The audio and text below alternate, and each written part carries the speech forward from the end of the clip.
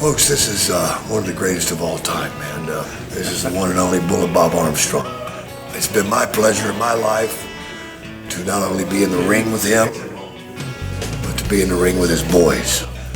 Here's a guy that will give you everything for a match.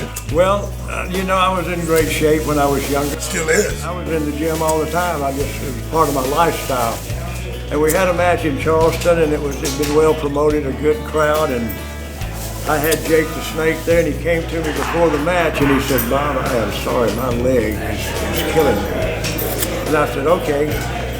We got to the ring, and he took a step in the ring and went down on the leg.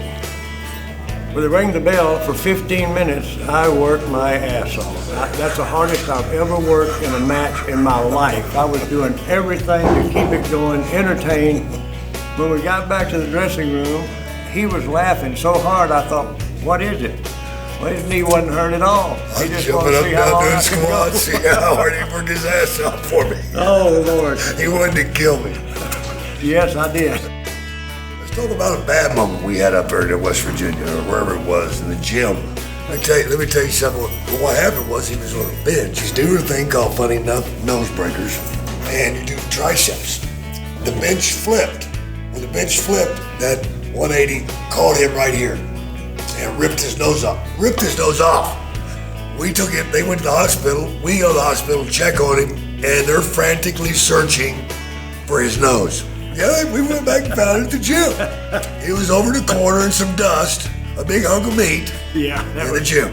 It wasn't worth saving, though. No, it was nasty. Wasn't worth saving. Yeah, But this man has been around since the good old days, you know.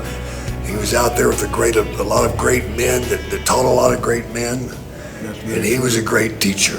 But I will say this, that I made his son, one of his sons, Brad, a national champion of Georgia Championship Wrestling, and he was a fine, fine boy. For 32 years he wrestled me, Jake. 32 years. All of a sudden he was gone.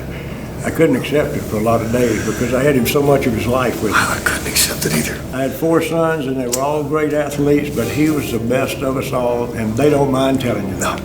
And here's what really impressed me about Bradley was this kid had the opportunity and the athleticism to go anywhere he wanted to go. And I asked him one time, "Brad, why in the hell aren't you at the WWF?" He said, "I just don't want to leave my kids alone. I want to be a dad." And Bradley, I know where you're at. We love you, and we gosh darn sure miss you. And I have nothing but love for you, man, and all your boys for that matter. Well, thank you. And I'm so proud that a couple of them have pulled through the same war I'm fighting. And we talk about real things, man, and we talk about real men. And when I say that, this guy's at the top of the list.